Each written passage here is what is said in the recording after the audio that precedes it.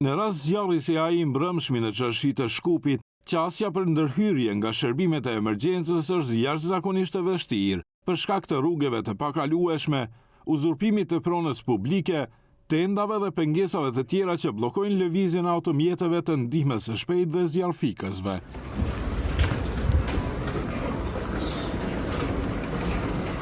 Nëse një dyqan ndizet dhe nuk intervenohet shpejt për shuarjen e zjarrit, është e mundur të përfshihen nga zjarri edhe shumë dyqanet e tjera, që për shkurt kohë mund të përfshihej gjithë çarshia e vjetër e Shkupit, thonë snafët.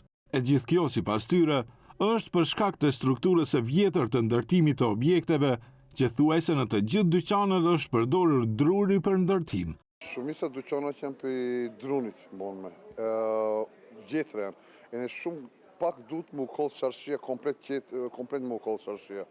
Shumë pak duhet. Edhe që për mëngjes shumë tim ka edhe smujna me marrë frima. Çarshi duhet përpara për më pastru rrugat, se normal as dima shpejtje, as për zjarmi s'mundet me një kamion këtu. Se mundi me incizu kretjen tendat shumë poshtë edhe shumë karik edhe platforma e kanë bo. Më pastru, duhet më largo shumë i s'po.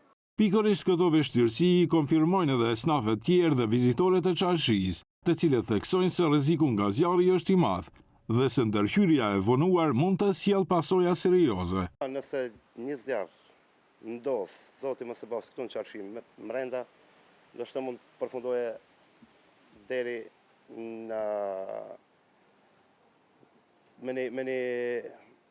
mënyrë fatale. Në shkërmim të çarshisë, apo? Normal.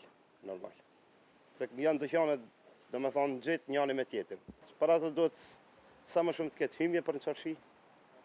Domethënë të kenë qasje deri në çdo vend, si me automjetet vogla, si me të mëdha, si me kamionet e zjarrfikës me krejt. Edhe pse në disa vende në çarshitë të Shkupit ka dhe hidrant, përsëri rruga deri tek ato në shumë raste është e bllokuar. Sipas snafëve të çarshisë, në të shumtën e rasteve janë pronare të dyqaneve të çarshisë së Shkupit, të cilët të parët ndihmojnë dhe intervenojnë kur ka raste të zjarrit. Si qytetarët, ashtu edhe disa nga pronaret e dyqaneve të çarshisë apelojnë që në të ardhmen të merren masa për largimin e uzurpimeve, e sidomos në pjesët ku qasja automjeteve të emergjencës është e pamundur.